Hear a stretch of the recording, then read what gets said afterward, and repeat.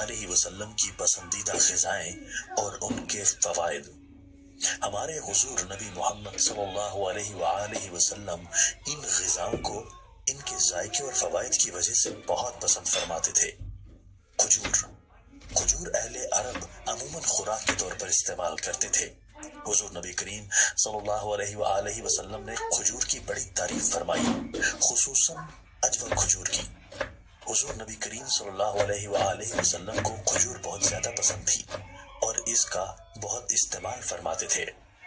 رسول صلی اللہ علیہ وآلہ وسلم کا ارشاد ہے کہ جو شخص روزانہ صبح کے وقت 7 اجوا کھجوریں کھا لیا کرے اسے اس دن زہر اور جادو سے کوئی نقصان نہیں پہنچا سکتا۔ ایک اور جگہ ارشاد ہے، اجوا جنت کا پھل ہے، اس میں زہر سے شفا دینے کی تاثیر ہے۔ فوائد: کھجور ایک مقوی غذا ہے، سب پھلوں میں سے زیادہ توانائی بخش ہے۔ جس میں انسانی کو جس قدر حیاتین کی ضرورت ہوتی ہے اسی قدر کھجور میں ہے۔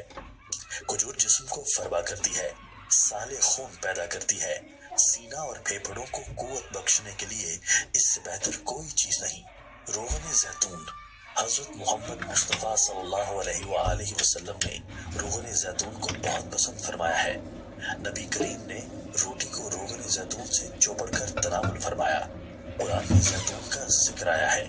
رسول اللہ صلی اللہ علیہ وآلہ وسلم نے ارشاد فرمایا کہ زیتون کا تیل کھاؤ اور مالش میں استعمال کرو، اس لیے کہ وہ مبارک درخت سے پیدا ہوتا ہے۔ فوائد: زیتون کا تیل دنیا کا واحد تیل ہے جو چربی میں تبدیل نہیں ہوتا۔ یہ امراض قلب اور موٹاپے سے بچنے کے لیے انتہائی مفید ہے۔ روغن زیتون استعمال کرنے والے افراد دل کی بیماریوں سے محفوظ رہتے ہیں۔ زیتون جوڑوں اور پٹھوں کے درد، سانس کی بیماریوں، کولیسٹرول کے مسائل، بلڈ پریشر، گردوں کے امراض، موٹاپے اور فالج سمیت مختلف امراض سے انسان کو محفوظ رکھنے کی غیر معمولی صلاحیت رکھتا ہے۔ دودھ رسول اکرم صلی اللہ علیہ وآلہ وسلم کی پسندیدہ غذا رہی ہے۔ نبی کریم صلی اللہ علیہ وآلہ وسلم کو دودھ بہت پسند تھا۔ آپ صلی اللہ علیہ وآلہ وسلم اکثر گائے اور بکری کا دودھ استعمال فرماتے۔ آپ صلی اللہ علیہ وآلہ وسلم کا ارشاد ہے، کوئی چیز ایسی نہیں جو طعام اور مشروب دونوں کا کام دیتی ہو سوائے دودھ کے۔ حضرت صہیب رضی اللہ تعالیٰ عنہ سے روایت ہے کہ آپ صلی اللہ علیہ وآلہ وسلم نے ارشاد فرمایا، تم لوگ گائے کے دودھ کو اپنے لیے لازم قرار دے دو کیونکہ یہ شفا بخش ہے اور اس کا گھی دوا ہے۔ فوائد: حضرت انسان کے لیے ایک مکمل غذا ہے اور اس سے بہتر غذا شاید ہی ہو۔ دودھ میں جسم کی ضرورت کے مطابق تمام اجزاء موجود ہیں جن سے جسم صحت مند رہ سکتا ہے اور اس کی نشو و نما صحیح ہو سکتی ہے۔ جن علاقوں کے لوگ دودھ استعمال کرتے ہیں ان کی عمریں زیادہ ہوتی ہیں۔ شہد: رسول اکرم صلی اللہ علیہ وآلہ وسلم کو شہد بہت پسند تھا اور اس کا بہت استعمال فرماتے تھے۔ حضرت عائشہ رضی اللہ تعالیٰ عنہا سے روایت ہے کہ آپ صلی اللہ علیہ وآلہ وسلم شہد پسند فرماتے تھے۔ شہد کی شفا بخشی کا ذکر قرآن میں بھی آیا ہے اور اسے موت کے علاوہ ہر مرض کا علاج قرار دیا گیا ہے۔ فوائد: شہد کے بارے میں یہ بات طے شدہ ہے کہ یہ بہت سے امراض میں مفید ہے اور اس کا استعمال جسم کو امراض سے محفوظ رکھتا ہے۔ تمام تر کاوشوں کے باوجود اب تک شہد کا متبادل تلاش نہیں کیا جا سکا۔ شہد کی ایک خوبی اس کے رس کا جلد اثر کرنا اور قدرتی اینٹی بایوٹک ہونا ہے۔ یہ حلق سے نیچے اترتے ہی خون میں شامل ہو جاتا ہے۔ نوزائیدہ بچے سے لے کر جاں بلب مریض تک سب کے لیے غذا اور دوا ہے۔ کدو: حضور اکرم صلی اللہ علیہ وآلہ وسلم کو سبزیوں میں کدو بہت پسند تھا۔ حضرت انس رضی اللہ تعالیٰ عنہ سے حدیث مروی ہے کہ آپ صلی اللہ علیہ وآلہ وسلم کو ایک دعوت میں جو کی روٹی اور کدو گوشت کا شوربہ پیش کیا گیا۔ میں نے حضور نبی کریم صلی اللہ علیہ وآلہ وسلم کو دیکھا کہ پیالے کے کناروں سے کدو تلاش فرما کر تناول فرما رہے تھے۔ میں اس روز کے بعد ہمیشہ کدو کو پسند کرنے لگا۔ فوائد: کدو ایک سبزی ہے جو ذائقہ میں لذیذ اور تاثیر میں زود ہضم، صحت بخش اور دماغی صلاحیتوں کو بڑھانے والا ہے۔ کدو مفروغ قلب، جگر اور اعصاب کے لیے مفید سبزی ہے۔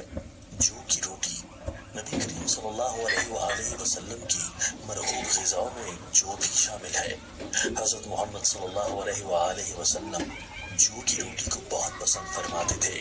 حضور صلی اللہ علیہ وآلہ وسلم نے اپنی ساری زندگی میں کبھی بھی میدا کی روٹی تناول نہیں فرمائی۔ ابو داؤد میں حدیث ہے کہ آپ صلی اللہ علیہ وآلہ وسلم نے جو کی روٹی کا ٹکڑا لیا اور اس پر کھجور رکھی اور فرمایا کہ یہ اس کا سالن ہے اور تناول فرما لیا۔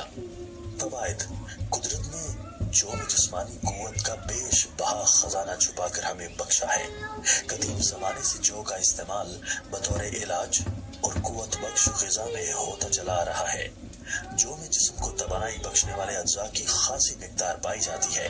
اس میں 80% نشاستہ لحمیات اور فاسفورس کی بڑی مقدار موجود ہوتی ہے، جو بلڈ پریشر کو فائدہ پہنچاتا ہے، حدت کو کم کرتا ہے، پیاس بجھاتا ہے، جوڑوں کے درد کو فائدہ پہنچاتا ہے، چونکہ زہریلے مادوں کو اخراج کرتا ہے، اس لیے وہاں سے چہرے کے دانوں اور اس سلسلے میں دوسری جلدی بیماریوں کو دور کرتا ہے۔ یہ ہماری جسمانی صحت کے لیے ٹونک کا درجہ رکھتے ہیں۔ انہیں اپنی روزمرہ کی غذاؤں میں شامل رکھیں اور صحت مند رہیں۔ سرکہ: ہمارے پیارے نبی صلی اللہ علیہ وآلہ وسلم کو سرکہ بھی بہت پسند تھا۔ آپ صلی اللہ علیہ وآلہ وسلم نے نہ صرف سرکہ کو تناول فرمایا بلکہ اس کی تعریف بھی فرمائی۔ حدیث میں ہے کہ حضور اکرم صلی اللہ علیہ وآلہ وسلم نے ارشاد فرمایا کہ سرکہ بھی کیسا بہترین سالن ہے۔ حضرت ام ہانی رضی اللہ تعالیٰ عنہا فرماتی ہیں کہ حضور نبی کریم میرے گھر تشریف لائے اور فرمایا، کیا تیرے پاس کھانے کے لیے کوئی شے ہے؟ میں نے عرض کیا، سوکھی ہوئی روٹی اور سرکہ کے سوا کچھ بھی نہیں۔ حضور اکرم صلی اللہ علیہ وآلہ وسلم نے فرمایا، وہی لے آؤ، اور گھر سالن سے خالی نہیں جس گھر